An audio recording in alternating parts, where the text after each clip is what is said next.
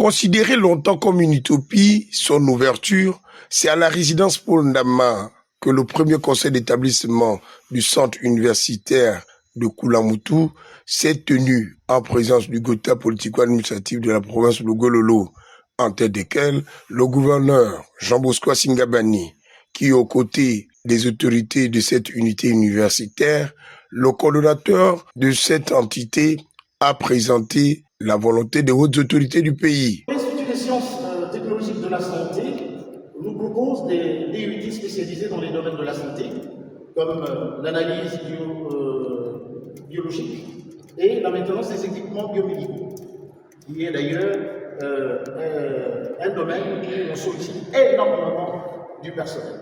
Alors, là-dedans, qu'est-ce que nous avons comme DUT, comme formation? C'est l'analyse biologique et biochimique, notamment pour des débouchés tels que technicien en recherche clinique, en technicien en pharmacologie et technicien en contrôle qualité. Étant actuellement un bras séculier de l'Université des sciences et techniques de Massoukou, le recteur s'est réjoui des efforts consentis par les cadres dirigeants de cet établissement. Le premier semestre a été un peu difficile, simplement parce qu'il y avait une certaine adaptation pour les enseignants comme pour les étudiants.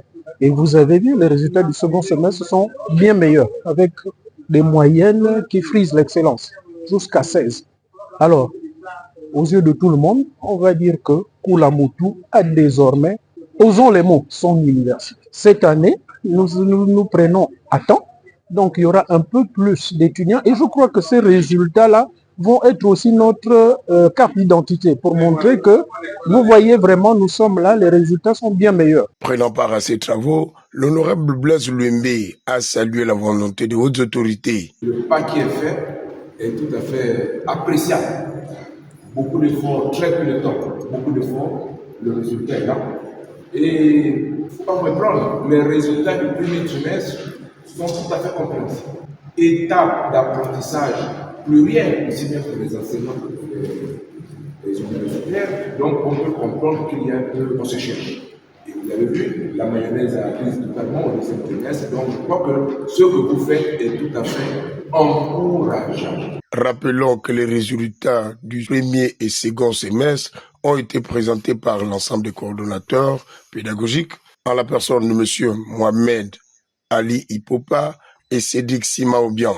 Résultat jugé satisfaisant par les parents des apprenants venus prendre part à ces assises.